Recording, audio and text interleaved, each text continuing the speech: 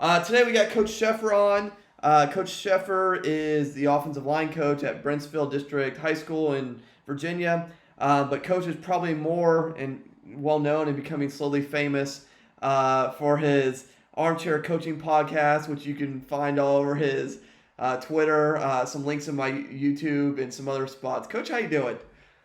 I'm pretty good. How are you, Coach? I'm doing good. You know I got to upsell your podcast a little bit. Like, you got a brand new logo. You're looking fresh. Like, Yeah, we've got some exciting stuff coming up. The guy, Coach Heath, he's the guy who does a lot of our editing. He came up with the logo, and he's been doing a lot of really cool stuff with video editing. And we're looking into doing some, kind of like unique intros and stuff like that. So it's got some pretty cool stuff coming on. yeah, I mean, I had him. His video actually appeared before yours. I talked to him the other day, and yeah, we talked a lot about branding and kind of how that looked, and I gave him a lot of comments on what he did for a year because I saw part of the Rigaldo interview, and that the peeling wise, that looked fantastic. It makes mine look just boring and shabby. So I thought it was great there. But I want to get first in because I mean, I think you've developed a pretty good Twitter following and social media outlook, and I remember me and you communicated back when you started on YouTube, back when you did the what I learned from being a freshman coach videos, and then for some reason you went into beard videos, and that's a whole other conversation. But I mean, you've done a very good job at promoting yourself and promoting what you're doing. But why did you want to start a coaching podcast? Well, recently, especially during COVID, but maybe a little bit before, I've been really diving deep into podcasts. I've really started to think that they are probably the best form of getting information out there. Because I've done the whole blogging thing, I've done the whole YouTube thing, and I don't like sitting there staring at my face for too long on YouTube. And then blogging, it takes a long time to write, and people really don't read that often anymore. And so a lot of the ideas I had for the podcast, I was thinking it would take me forever to write these down, and no one's going to read them. So why not start a podcast? And the idea behind the Armchair Coaching podcast was mainly I was walking the dog one day, and I was just talking to myself, like, I really miss those meetings that you have after practice in the coach's office. The ones Yeah. where I don't know what you think about, cursing, but, you just shoot the shit around with the other coaches. I'm just like, because like all of us, we all talk about college football. We all talk about NFL and why we think the Washington football team is bad, or why Virginia Tech never wins the ACC anymore, and other things like that. But it's all coming from what we called a non-expert opinion, because we're not Kirk Herbstreit. And so Well, don't get me started really on Kirk Herbstreit. Do not get me started there. I mean, I like Kirk Herbstreit, but I can't. The amount of times I hear the word RPO on national television when I'm watching, and clearly it's play action pass, that I don't know. It's just, and they have so much influence over people and fans and how the fans think. And a lot of times us coaches are like, man, that's not at all what that coach was doing when they were trying to run that play. And it's just coming from a different point of view. That was the idea I had for the podcast, and I think it's worked pretty well. We've done a couple. You were on the first episode. Thank you for that. No problem. And you've been a regular contributor, and we've been chugging along with those program profiles, and now we've started to expand it a little bit and do more of like one-on-one interviews with coaches, and kind of like what you do with your YouTube channel. Just trying to, what I always say is I'm trying to make connections. Trying to expand the coaching community, get ideas out there. So, well, that was the biggest point behind mine. Like, I loved working for Nate, and I had a good relationship with Nate, but at the same time, I kind of wanted to do my own thing and build more relationships than that allowed me to do at the time. And I've been very fortunate, and I've got a lot of good people on this channel. And like I said, I can't thank coaches enough for willing to come on. You included, but I mean everybody I've had on. But I kind of wanted to. You made a point there, and it kind of eats at me. what I don't understand, going back to the Kirk Herbstreits and the Chris Collinsworths, and I know they're football smart. Like that's what bothers me because Kirk Herbstreit has done this for a long time. He played college football at Ohio State. Like he's not dumb by any means. Extremely intelligent. Chris Collinsworth played for the Bengals. Played in the league 10 years. Like the man is educated. Been a color commentator for since my whole life essentially. So I don't. I like to me it almost has to be directive of like the broadcast networks to not get too deep into it for the common person because there's no way, just to me you can't, like there's too many well-educated people, like especially when you start getting some of these coaches or guys who played 10 plus years, it just doesn't connect with me and I don't get it. Yeah, and recently I thought it was kind of funny when Tony Romo came out and became a broadcaster, because I had always hated on him as a player because my wife's their family's Washington football team family, and so we always had to hate on the Cowboys, and so I always hated on him, and then he became a broadcaster, and he instantly became my favorite broadcaster. I don't, the like.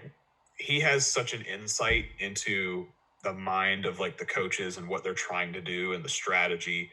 I think a lot of these broadcasters, the ones who have been out of the game for a long time, they kind of, it's almost like taking a teacher, making them a principal. After a few years, they forget what it's like in the classroom. But I want to also hit on another thing because I mean, like I said, you've been a freshman coach, you've been a varsity assistant, a JV assistant, if I'm correct. You did what linebackers last year, and now you're back to the offensive line. So kind of, and I know that's kind of where your home is. You love offensive line. That's kind of your baby. But from that process to get from freshman coach to varsity offensive line coach, what did you learn along the way that you think makes you a better offensive line coach? And kind of how what is your, I'll use the word feeling or excitement to be back on the offensive line? Well, you might have to sit there for a little while. That's fine. I mean, so a little background: the year that I became the head coach of the freshman team at the school that I was at before Brentsville, I had only coached one season before that because I was fresh out of grad school and had just got a teaching job, and I was teaching at one school, coaching at another that year. And so I really didn't get a whole lot of interaction with the kids, which was kind of a detriment.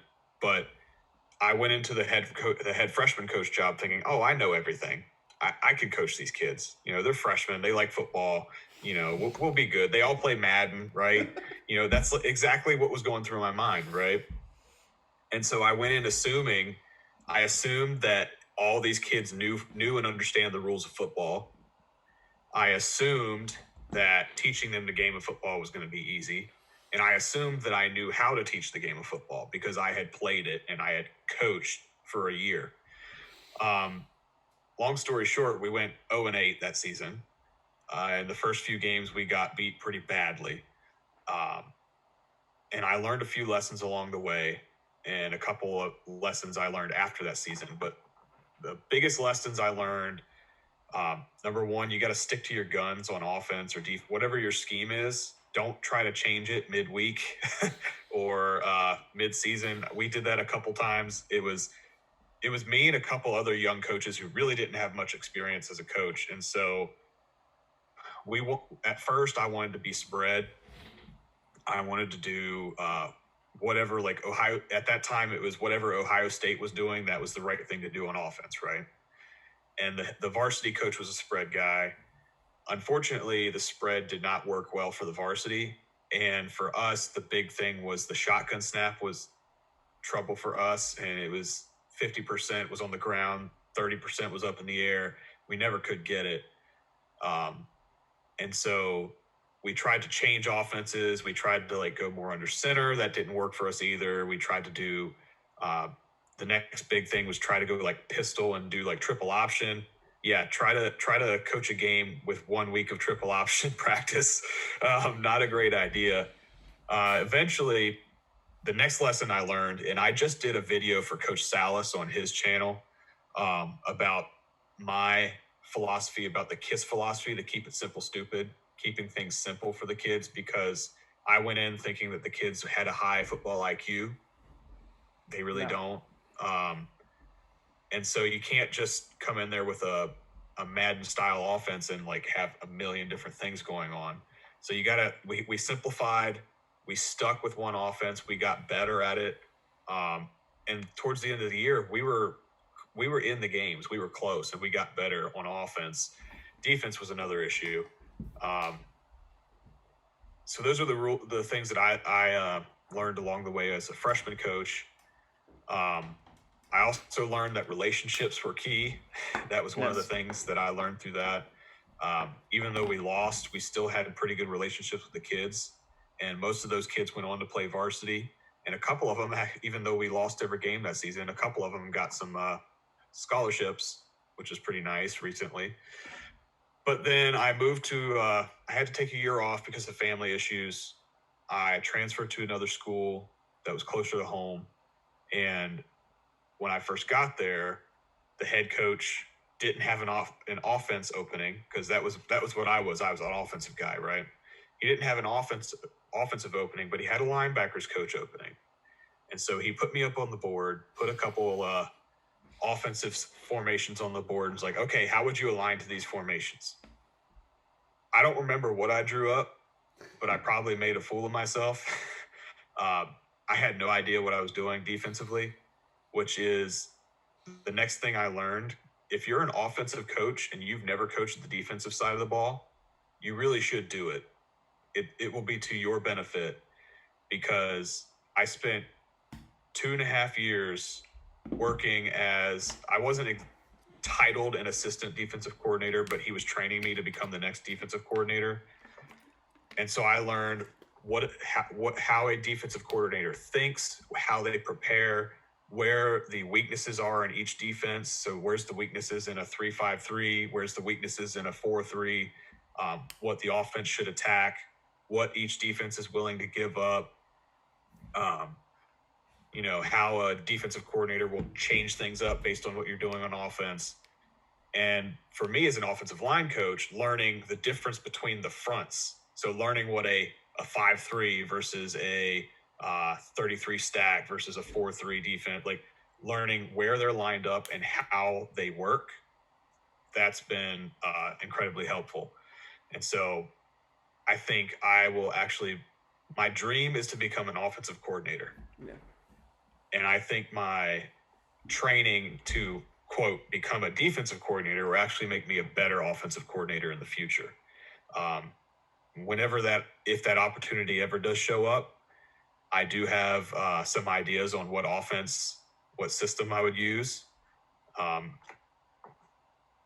If you have other questions for me, you might want to ask me those before I go into offense too much. Oh, no, hey, we've talked a little bit about that. And before I continue, though, I will also put his link to Coach Salas's video below. Coach Salas is a good dude. For anybody who hasn't checked out his YouTube channel as well, I love Coach Salas. He's a very good dude.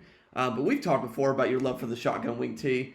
And, I mean, I've given some hints on the upcoming wing tee project that I have on your podcast. That will be actually probably by the time this comes out, that'll probably be officially announced. Me and my buddy are locking some things down. Kind of a hint for anybody.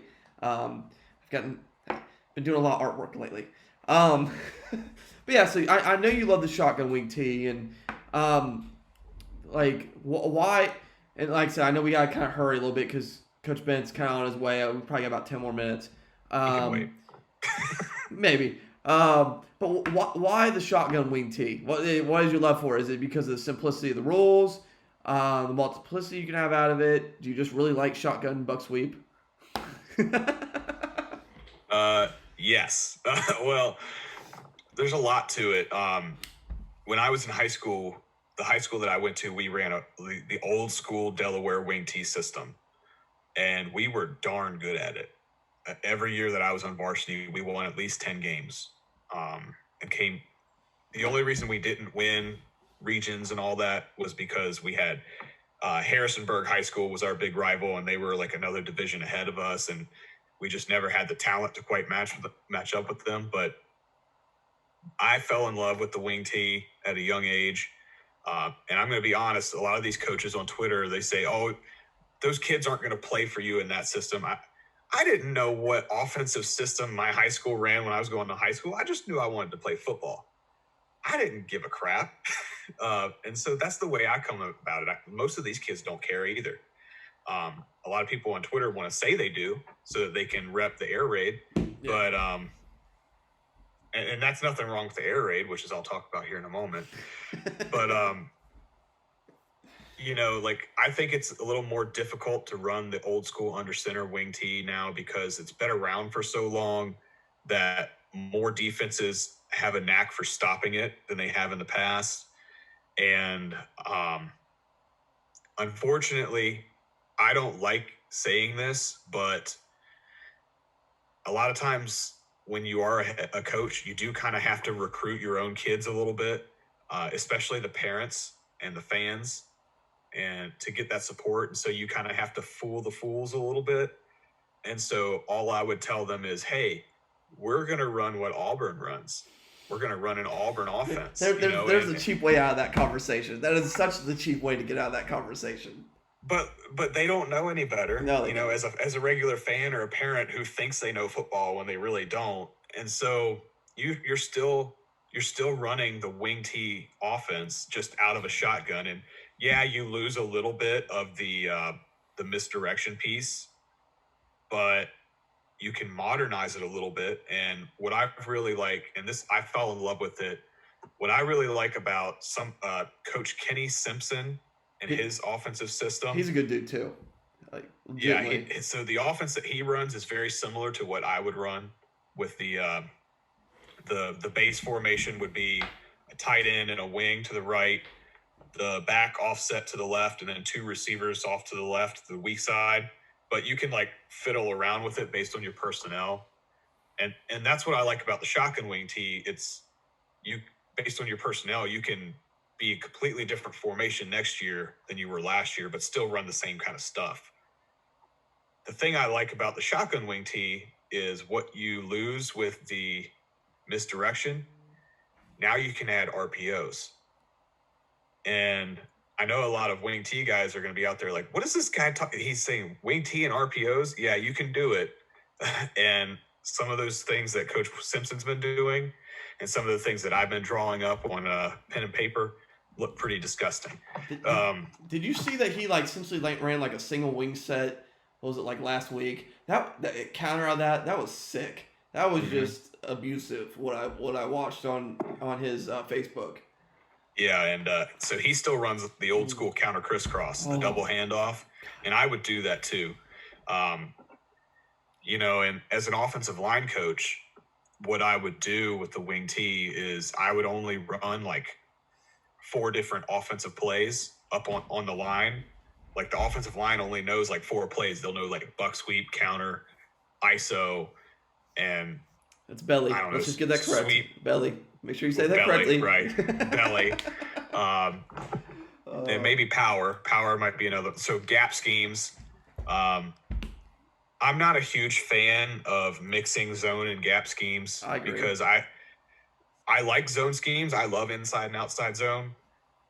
But they take so long to get good at, and it takes a lot of practice. That how are you going to get good at that and then still run gap schemes? There's NFL teams that struggle to run both. My only problem with the shotgun wing tee, because we are a wing tee system and we get in the shotgun a little bit. My problem is trap doesn't hit the same. And when I started coaching, I hated trap. I really did.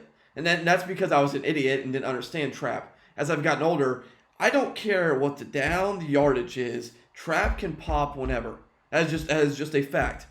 I mean, you should hear me at our JV games, because our JV head coach in OC, who's much smarter than I am, has coached for over 30 years, extremely intelligent. You should hear how many times during the JV games, if I'm there, I'm saying, just run trap here. It's you just try the throw. It may or may not have worked, but it's just run trap. Just run. It's fine. And I'm the receivers coach. Like you should hear me during our varsity games. I'm just like trap, because one, we have a good fullback. Two, it literally can pop whenever. And trap is the best 3rd and 8 play in football. I don't care what anybody tells me. It's beautiful. Yeah, and you're right. I think if you go to the shotgun system, you can technically run trap, but it doesn't work as well. Like you just said, I would probably just not run it, to be honest, and focus more on because what Coach Simpson does, and these are things I plan on stealing, and I hope I'm not giving away too much from his systems. He says his favorite thing is to say is, I'm going to get as much bang for my buck as I possibly can. And he has like 100 different tags off of just the buck sweep. Yeah. The offensive line runs the same thing every dang play. But it could be a quarterback read. It could be an RPO. It could be a pre-snap RPO. It could be buck sweep being run one way, but you're actually running. It could be completely different things. And so, yeah, you lose trap, which sucks because trap's one of my favorite plays too. I was an offensive guard in high school. I loved trap. It was my chance to knock the crap out of somebody. Well, my hatred for trap goes back to my sophomore year. Our starting fullback from the year before moved to guard for his senior year, and this boy was probably 6'2", 250 off the top of my head. And 2 plays in a row, I got the trap out of my soul. Like, because I'm a dumb sophomore who has no idea what's going on. I go and block the first one, just get leveled. Oh, next play, same exact thing. I at least get smart enough to at least get my head around it, at least try to forearm shiver it. Did not work whatsoever because I was about 150 pounds at the time. Maybe 160. But yeah, that's probably why deep down I hated trap, because I just got murdered 2 plays in a row. Which again, that was just abusive by our offensive coordinator at the time. But yeah, like, it's just, that's my hindrance.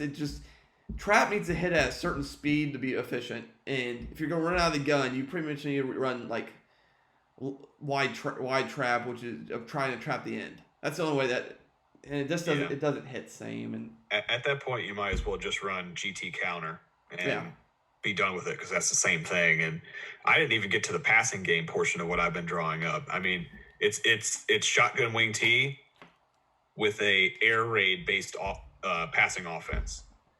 And some of it, it's play action, but then I would still run my favorite air raid passing concept is shallow cross. Okay. So I'd still have shallow cross. I'd have snag, stick.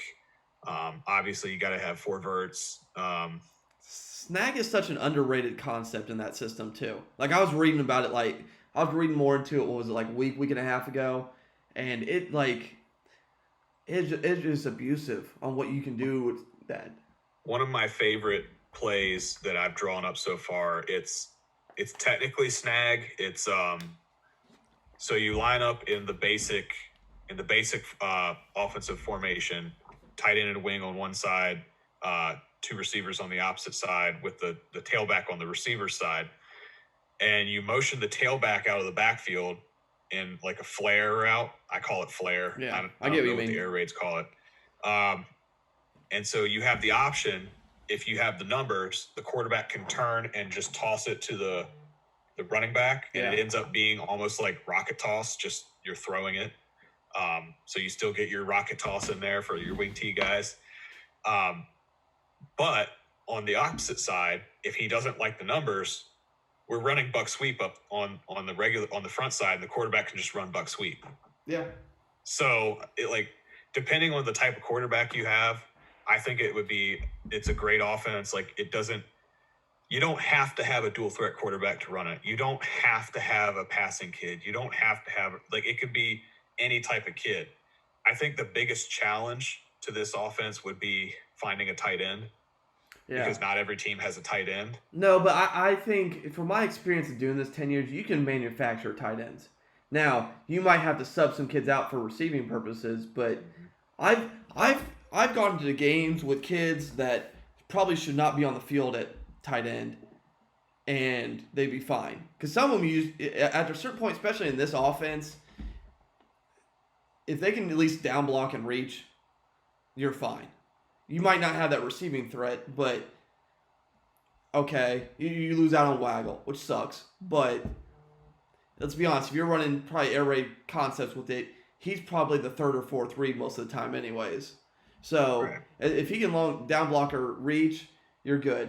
Is there anything else I want to hit before we go? Probably not. I mean, I thought this was fun. Coach, thanks for coming on for talking. Coaches, if you want to get a hold of Coach, his Twitter will be below. His video for Coach Salas will be below. I'll have a link to his YouTube channel as well. I'll try to put a link to all of his podcasts through I think you do it through the Anchor app, correct, Coach? Yes. The Anchor app. And I'm probably forgetting something too. And again, check out his video with Coach Salas. Again, Coach Salas does some great things as well. Check out his podcast. I also have linked to all the podcasts for Coach that I've been on my Google Doc on my Twitter page.